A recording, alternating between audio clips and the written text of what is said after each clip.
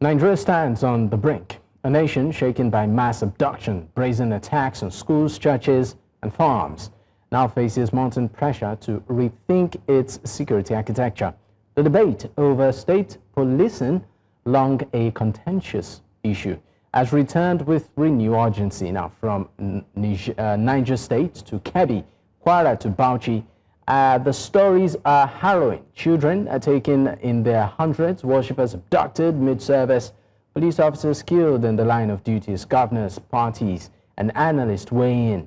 The question remains, can decentralizing Nigeria's police force stem the tide of insecurity, or will it simply expose deeper cracks in the system? Tonight, we examine all of the angles to this conversation as regards security, from the calls for state police to, of course, the recent developments that Nigerians have seen in terms of policy initiatives and directives, even from Mr. President. Stay with us. And of course, joining the conversation right now is Roland Stockton, as a Regional Director of Trans Intelligence and Security Solutions Limited. He joins from the Netherlands. And Chris Ottieno is the Regional Security Project Director for Trans Intelligence and Security Solutions, joining from Nairobi, Kenya. And Victor Ani is the President of Victor University, Lagos. Gentlemen, thank you for your time. Thank you for having me. Good evening, Mr. Frank. Thank you. All right. Let me start my conversation with you, Victor. Victor, let's look at what the country has been through recently, since, of course, President Trump did declare Nigeria as a country of particular concern. We've seen a roller coaster of events, unfortunately, from attacks, kidnappings, to some recoveries and policy directives, by Mr. President in reaction to many or some of these very unfortunate events. But for you, as a Nigerian, how does this hit you, particularly from President Trump after that tweet and that declaration of Nigeria being a country of particular concern? First of all, we want to appreciate the concern of President Trump and the American as a country. Nigeria is a country with over 200 million people, and we are kind of still the giant of Africa. So when Nigeria is troubled, the entire Africa continent is troubled. But having said that, I want to say it's a shame for us as a country to be going through what we are going through right now. I use the word "is a shame" because we have everything that is needed to tackle insecurity in this country. But because of personal interests and some of our politicians have used this terrorist group to win political gain or to get into the seat of authority. How is that? And after getting to the seat of authority... Sorry, you said for personal interest and for politics, some politicians have leveraged on these groups to get into power or political authority. I would like you to sort of explain more, expatiate on that. What do you mean? Okay. So we saw this happening some years back when the then, or let's say the current APC, accused the opposition party PDP as they are unable to handle or to stop terrorism in Nigeria. And that's one of the reasons why APC was able to take over the seat of authority from PDP. And as you know, that especially in the northern region of Nigeria, a lot of voters were unable to vote because of this insecurity. and it has cost us so much, because you and I know that these young Nigerians, they don't have the money to purchase ammunition. They don't even have the backing, or they don't even know where to get the ammunition, even if they have the money. They can't go to the market, and nobody will send those kind of ammunition for them. That means they are being sponsored. These arms are being given to them. They're being paid to carry out this atrocity. All right. And whenever they're carrying out this atrocity, you have to look at who does this atrocity benefit. And that will tell you that it benefits the politicians, because the politicians are using this terrorism to smuggle, to make so much money. Right. So that's why I said what I said. But for me, I think we should go after the sponsors of this terrorist group. We should go after the sponsors. We should go after those who are supplying them this weapon. We should go after those who are paying these young Nigerians to carry out this terrible act. We should go after the sponsors, because even if you catch all of them now and you allow the sponsors go scot-free, they are still going to. All right. So if I'm to get you correctly, Victor, you're saying that this fight should be attacked from its roots, and part of it is going after the sponsors. There have been conversations around intelligence gathering as to who these sponsors are. But the question is, what happens next? What has been done about this information that has been passed to authorities? But let me move to Roland now. Roland, great to have you. You are a security and intelligence expert. I would like you to just, your opinion basically on the U.S. interest in Nigeria's security architecture lately. For some individuals, they feel that this is the way to go. Thumbs up, step in the right direction. Nigeria appears, helpless at this point and could use any form of support. But for others, they feel that this might just be some sort of interest-driven. What's your take? Yes, good evening, everybody. Nice to meet you all. The saying in English is, when you sup with the devil, use a long spoon. So caution is always advisable. And I think any help from any quarter, if it's given in a positive way without an hidden agenda, should be seized and used. However, if there's an underlying play to exploit Nigeria or any other country for your valuable minerals, for example, and so on and so forth, then really you have to sort of backtrack slightly and make sure that the negotiations are done not only for the benefit of third parties who will, of course, be investing and so on and so forth, but also so that the country is not being robbed of these valuable resources, and the money that could be generated is used to help get rid of some of the systematic causes for some of the problems that you're experiencing. So I would always err on the side of caution, be it China, Russia, the US, the EU, anybody who's coming to you with gifts.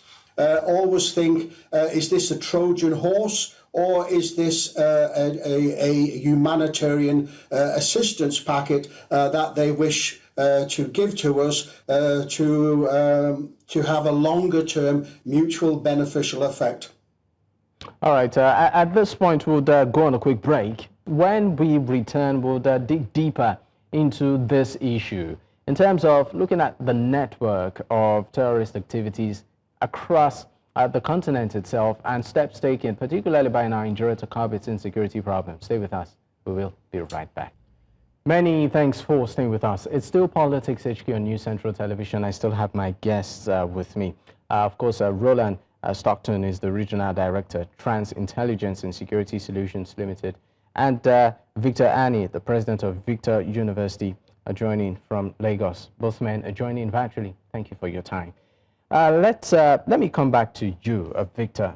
Victor, let's look at the modus operandi of this, what I call it, terrorist bandits, and drawing it way back, going way back in line.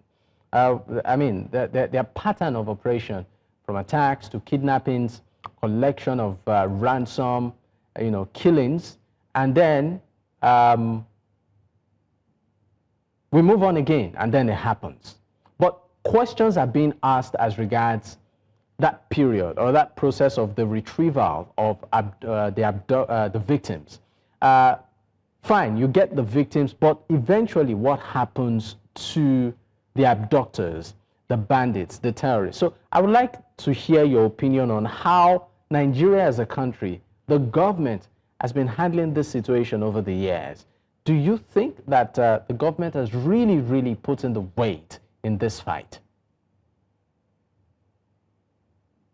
The truth about it is that the way the government have been handling this issue is what is giving rise to more issues. How? Settling the bandits, giving them ransom. You are even encouraging them to do more.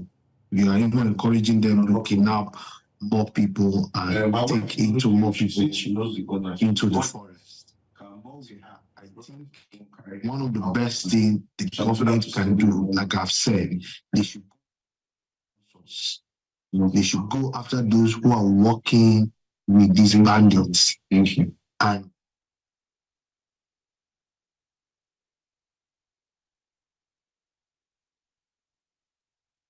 he seemed to have a bit of connectivity issues there with you, Victor. Once we are able to sort that out, I'll definitely bring you on. But I'll direct the same question to you, Roland. Roland, in terms of how the Nigerian government has handled many of these very unfortunate abductions and kidnap cases and killings, do you think, I mean, from a point of a security expert and intelligence gathering, do you think that Nigerian government has really put its weight into this?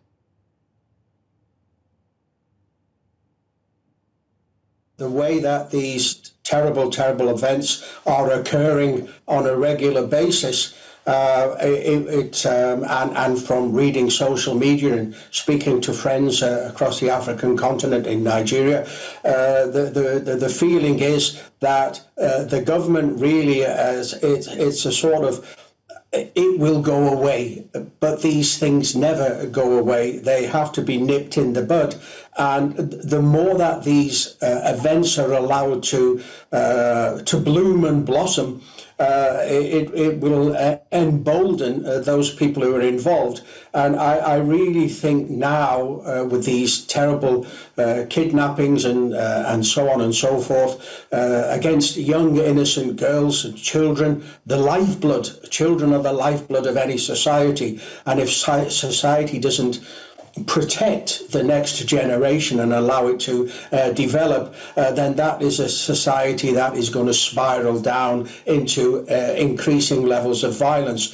So I really do not think that the government as in any way, shape or form addressed the issue at the national or the state or the local community level. And I think now the impetus should be, and of course the president recently said he wants to increase the police force by 30,000, and he's taking members of the police away from guarding VIPs to do more policing for the communities. These are initial steps, but it's like painting over the cracks. The cracks are still there. And I think really a lot of effort and a remodeling of the way that the police and the military are operating needs to be implemented. And as the other gentleman mentioned, you will always have thugs and gangsters, the low-level soldiers as they're sometimes called, though that is to give them a title that is unsuited to them. They're just thieves and robbers and murderers. But you need to take out the upper echelons. This is what we did with the IRA. This is what we did in Malaya and other places. And so I'm going to comment there. You said that that you need to take out the upper echelons, meaning yes. I believe you're referring to the sponsors and those that maybe equip them to carry out all of this carnage. In the case of Nigeria, for instance, there have been cases or situations where it's been alleged that Intel as to their sponsors have been, passed on. But in terms of implementation as to this intel, what has been done, there seems to be some sort of dilly-dally. An official even acknowledged that it's not as simple, in treating the information, and that it's important that due process and all is followed. So I just want to ask you, from a very practical standpoint, as a security expert, where has the government been getting it wrong? And what do you think can be done to hit the bullseye, to get it right? Yes. We have to be careful in the implementation of the law, but the law is the law and it needs to be enforced. So if there are those in positions of authority who are in collusion with the bandits or the criminals or the terrorists, whichever label you want to put on the different groups, once they are identified, there should be no fear or favour. They should be made an example of, and they should be brought to justice and the full weight of the law applied. So this is for those people who may be financing these groups, these people who may be supplying them with weapons or explosives or intelligence, who have some positions of authority, then the law should be applied to those. When we're talking about the actual terrorist hierarchy itself, or the gang hierarchy, and they're indulged in what they like to call military operations and so on, then this is a different scenario, and you have to fight fire with fire. And the military and the police units, they should be in a position where they will hunt down these people. All right. And the sad thing is that those people will be need to, as the CIA used to say, removed with extreme prejudice. All right. So sorry to interrupt you, Roland. There's so much to say, and I sincerely apologize for interrupting you, but I'm still with you on this. Just a while ago, we showed on the screen what you're seeing are bandits, very emboldened. Yeah. They're in their hundreds. And we're talking about strategy here to achieve lasting peace. Part of the strategy that you're putting forward is that the government should take out the head, their sponsors, those that are financing these people. But let's also look at some strategies some communities have adopted for peace and to sort of prevent attacks, and that is reaching peace deals with these bandits. Would you consider that a strategy? Could you just repeat the strategy again, please? Part of the strategy some communities have decided to adopt to allow for peace, aside setting up vigilante groups and all of that, is reaching peace deals with these bandits. What does this reflect? This, in a way, reflects that the local communities see no help being given to them by those in a position to do so, be they police, military or political, and they're taking the law into their own hands. Where this could escalate is where you have the situation, you have the criminal gangs, you have the terrorists, but you also have some internal conflicts between, for example, the farmers who are agrarian and those who are herders, and different regional, tribal, ethnic strife. And if you start to allow the growth of vigilante groups, you could very well end up in a situation like we had with that occurred between the Houthis and so on and so forth, the Hutus in Rwanda, and this would just add fuel to the fire. So I can see the need where communities need to defend themselves, but it needs to be in a way that is in accordance with the law, and all assistance be given to them. But you also have to think about where might this go.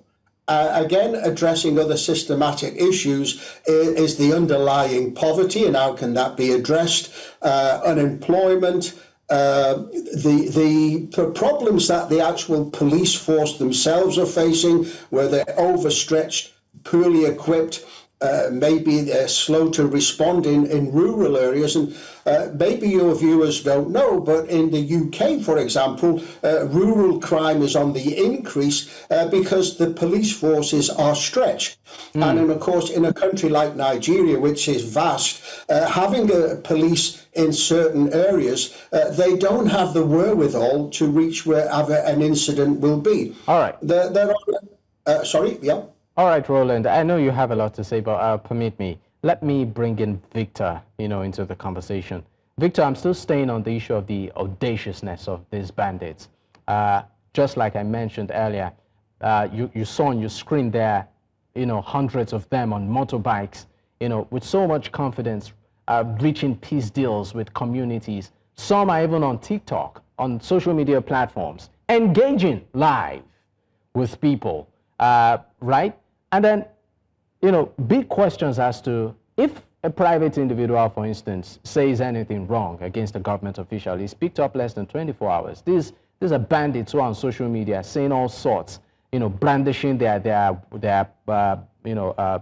monies, the monies they've collected, the ransom and all of that, their weapons, even advising fellow bandits on the strategies to adopt. What does this really reflect of a country that is, claims to be sincere in fighting all of these terrorists? What can be done? So the truth about it is that our security architecture in the northern part of Nigeria is weak. Northern part, the security architecture in the north is weak. Is weak, yes. Why do you say? Why are you particular, about the north? Yes, because of the landmarks and the low number of security officers within the northern region.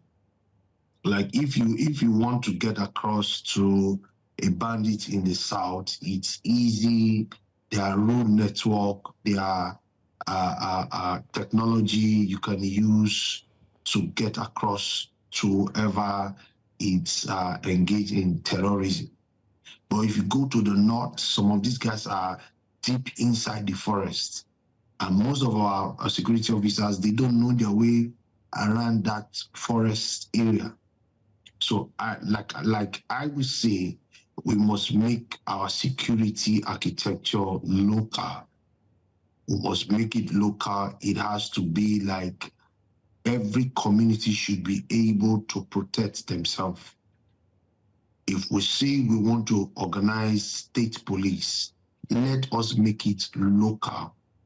Let us make sure that the indigents of those communities are the ones that will be employed into this security structure so that they'll be able to protect their community because they know their community very well, right? For what you're just showing, the video you're showing of mass movement of bandits trying to negotiate or enter into peace deal with the local community people, why you see this happening there, it's that I could tell you from the video you are showing, it shows that there are security presence, armed forces agents and officers, their presence within that community, it's very low, right? So that's where we have to go back to the drawing board of Nigerian security and defense and come up with a proper security architecture that can cover both the north, especially the mass areas of the northern region of this country that have not been covered. Like I always say, for many years, the northern region was abandoned, even if it's a shameful thing to say it was the northerners that abandoned the north, because they have always been within the security architecture of Nigeria. If you want to call the northern region of this country has produced more chief of defense staff and more chief of army staff and more security advisor to the president. But they are not making this whole security structure in the north. Is it about, sorry, because we need to go on break, is it about the north? Yeah, because you also alluded to the fact that most of the time, top tier of our security architecture, are composed of people from that extraction of the country. So is it a situation of abandonment or lack of willpower, skill, or technical support to actually do what needs to be done?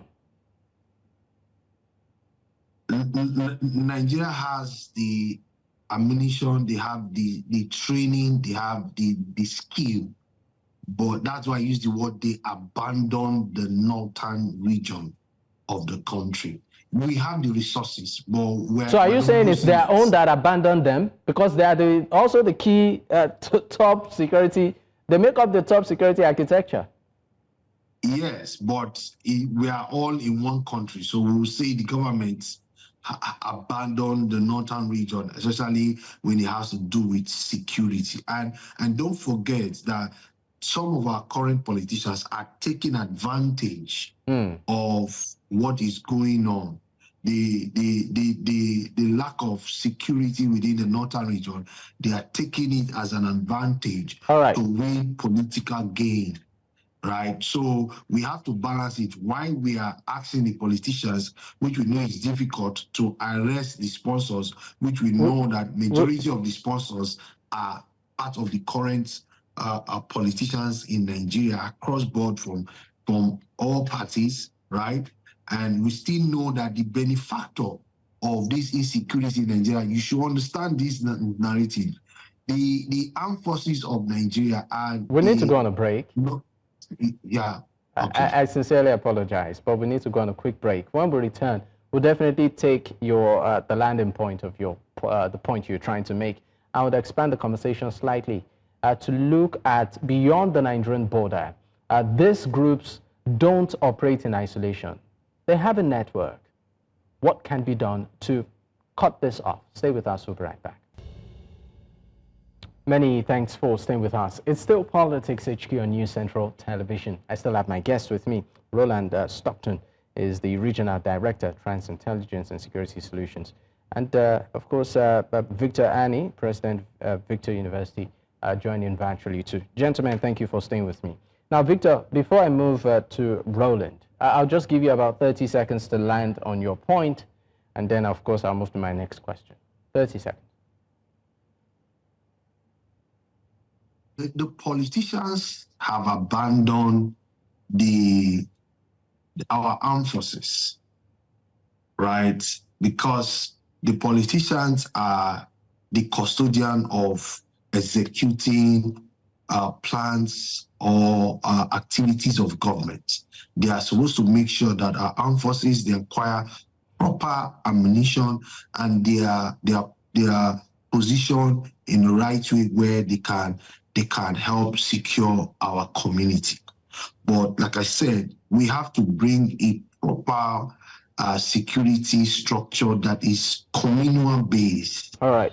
That's the way, because in a part of South, what the Southerns are doing is to empower their local vigilante to see how they can secure their communities. Right. I believe also the North should look at that, but should we be doing this when we have government, we have governors, we have presidents, we have local government chairmen, we have senators and House of Rep member. So I just feel as a country, we should come up with a proper security architecture that is local based. All right, thank you very much. I think that's the right direction. Thank you for that, Victor. Now, for you, Roland, let's look at, will I call it, the network of terrorism or these terrorists beyond even the Nigerian state. For instance, in the Sahel region, talking about countries like Mali, Burkina Faso, Niger, they become hub for groups like the GNIM and also the Islamic State Sahel Province, also known as ISSP, which are pretty much active in those regions.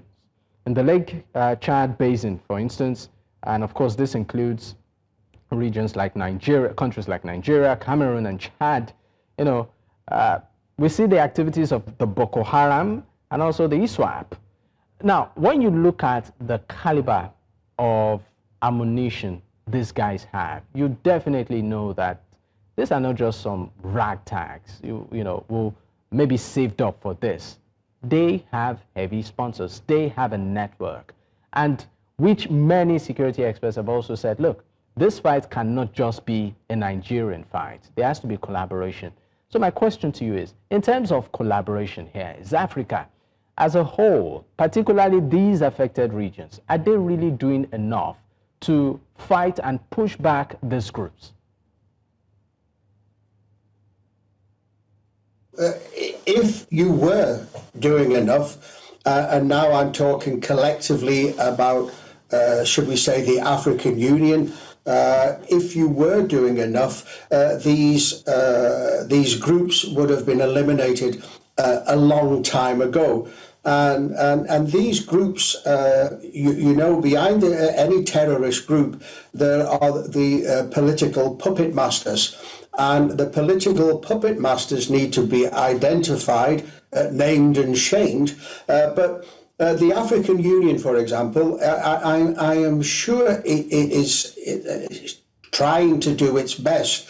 But is it doing enough? And I would say no, because if it was doing enough, there would be more cross-border cooperation.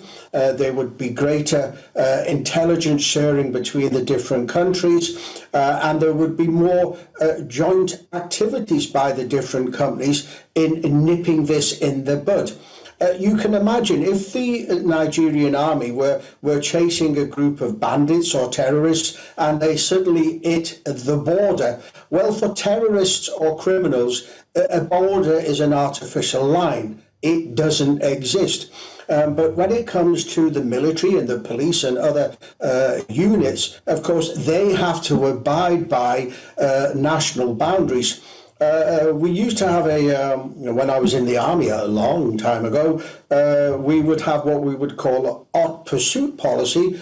And if we were in pursuit of different groups of people as a result of an incident, we would go across the border. We had permission to do so in this case, but also there was a joint radio network. And in the event of an incident, the authorities on the other side of the border would be alerted, of course, and they would have plans already in place to seal the border, to encircle where these people were so they couldn't escape, and then close in on them. But, any group can't operate in isolation. They need to move through airports. They need to use banks. They need to buy fuel. And in that video there where you're showing all these people on motorbikes, some sort of plastic Hells Angels, you might say, well, we used to do, in the military, retrospective arrests. All these people are showing themselves on social media. They can be identified. As soon as they step outside their little comfort zone, every police office, every police station, every police officer have these photographs identifying people, and they know they're going to be arrested down the road. Those terrorists who threaten Israel, 5 years from now, 10 years from now, they know that Mossad and Shin Beth will never relent in hunting them down. And these idiots we see here, who are some sort of fix they're getting from the publicity, they are doing a great job in identifying themselves, and they thrive on this publicity because they're small-minded people. So all this needs to be collated and disseminated amongst the different agencies, coordinated so that these people have nowhere to hide. They shouldn't have access to banks, they shouldn't have access to fuel, they shouldn't have access to food. And when I'm saying this, what do I mean? In Malaya, during the insurgencies with the communists, the British Army, they got the communities, they give them protection, and at night the villages were sealed, there was a curfew on. anybody outside the curfew knew that they would then be a legitimate target. We have to remove the freedom of movement and the freedom to operate of these particular gangs, and it would need local, regional, state and international cooperation to do so. All right, thank you very much. Now, before we wrap up, I'm coming to you right now, Victor. We've seen recently moves by the Nigerian government to address this, part of which we've seen, of course, Mr. President announcing mass recruitment within Nigeria's security architecture. We also seen the Senate, having classified kidnapping as terrorism and recommending the death penalty, for offenders. This, of course, is a motion being passed in the House. There's also the motion of private citizens, responsible private citizens, that is, being given some level of license and liberty to bear arms. Looking at all of this, particularly on the aspect of self-defense, private citizens having the ability to bear arms and protect themselves, how much of an impact do you think this will have? 30 seconds, please. I think it's a step in the right direction. We could, that could be part of what we need to do. But like I always say, in times like this, we need an emergency approach. The northern part of Nigeria, there should be a state of emergency right now to handle this security challenge. Before, it will take you close to 2 years before you can recruit new intake into the Nigerian police.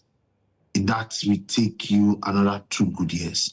But we need to create a state of emergency in some parts of the northern part of Nigeria, and we need to mobilize, deploy, just to... I think we seem to have lost connection there with Victor. But it's been of course, it's been a great time having this conversation, and Okay, I understand we need to go on a break. When we return, of course, we'll be wrapping up. Stay with us, we'll be right back. All right, at this point, this is where we, of course, wrap up. I'd like to say a big thank you to my guest. Roland Stockton is the Regional Director, Trans Intelligence and Security Solutions Limited, joining from the Netherlands. Also, Victor Ani was a guest earlier on the show. President, Victor University, joining from Lagos. Gentlemen, I'd like to say a big thank you for your time. Well, this, of course, is the beat we can take today. In case you missed out, you can catch up on our YouTube platform. That's at News Central TV. You can also choose to follow us on social media. The handle is there on your screen. You can choose to follow me personally at Dakpo at Digboy. Until I come your way tomorrow, good night. Up next is Tonight.